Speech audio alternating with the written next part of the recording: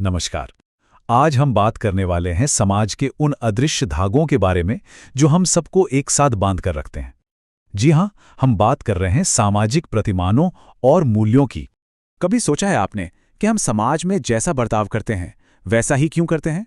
मतलब क्यों हम किसी अजनबी से मिलने पर हाथ मिलाते हैं या बस में किसी बड़े बुजुर्ग को अपनी सीट दे देते हैं? आखिर इन सब व्यवहारों के पीछे क्या वजह है? तो बात यह है कि हमारा हर सामाजिक व्यवहार ना कुछ अनदेखे नियमों और उम्मीदों से चलता है। तो चलिए आज इन्हीं नियमों की गुत्थी को सुलझाते हैं एक एक करके। तो सबसे पहले बात करते हैं प्रतिमान की। आखिर ये हैं क्या? ये वही नियम हैं जो तय करते हैं कि किसी खास सिचुएशन में हमसे कैसे बर्ताव की उम्मीद की जाती है। अगर एकदम आसान भाषा में समझे तो प्रतिमान यानी कि नॉर्म्स समाज के बनाए हुए वो तौर तरीके हैं जिन्हें सब मानते हैं। ये हमें बताते हैं कि क्या करना सही है और क्या नहीं। और सच कहूं तो इनके बिना हमारी रोज की सोशल लाइफ चल ही नहीं सकती। जैसे एक बहुत ही सिंपल सा एग्जाम्पल लेते हैं। क्लासरूम में जब टीचर आते हैं तो स्टूडेंट से उम्मीद की जाती है कि वो खड़े हो जाएं। ये क्या है? ये एक सामाजिक प्रतिमान है, एक सोशल नॉर्म जो टीचर के लिए सम्मान और क्लास का अनुशासन दिखाता है। अच्छा, तो ये प्रतिमान भी ना दो तरह के होते हैं। पहले हैं औपचारिक यानी फॉर्मल। ये वो नियम हैं जो साफ साफ लिखे हुए हैं, जैसे ट्रैफिक रूल्स या देश के कानून।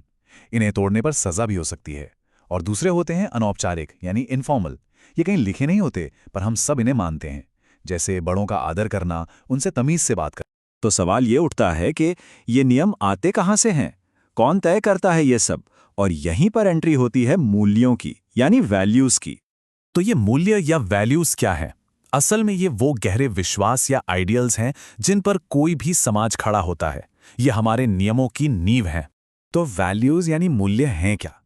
देखिए, ये समाज के वो कॉमन आइडियाज हैं कि भाई क्या चीज़ डिज़ायरेबल है, क्या सही है और क्या अच्छा है।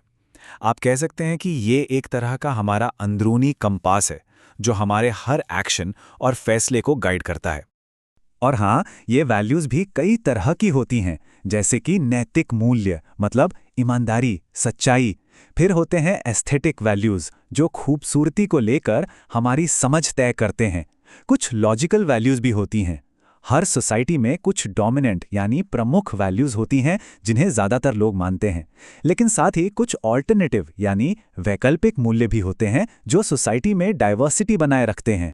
तो अब तक ये तो साफ हो गया होगा कि प्रतिमान और मूल्य यानी नॉर्म्स और वैल्यूज एक दूसरे से कितने गहरे जुड़े हुए हैं।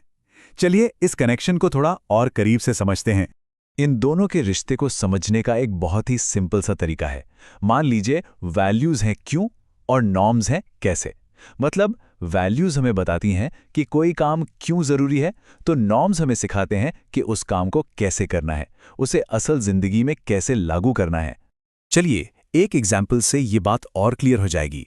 मान लेते हैं कि हमारे समाज का एक बहुत बड़ा मूल्य है न्याय यानी जस्टिस। अब ये तो एक एब्स्ट्रैक्ट आइडिया है ना, एक आदर्श है। तो अब इस न्याय वाले आइडिया को हम अपने बर्ताव में कैसे दिखाते हैं? सिंपल है, हम लाइन में खड़े होकर अपनी बारी का इंतजार करते हैं, हम चोरी नहीं करते, हम कानूनों को मानते हैं। ये सब क्या है? ये सब वो नॉर्म्स हैं, वो प्रतिमान हैं जो न्याय की वैल्यू से ही पैदा हुए हैं।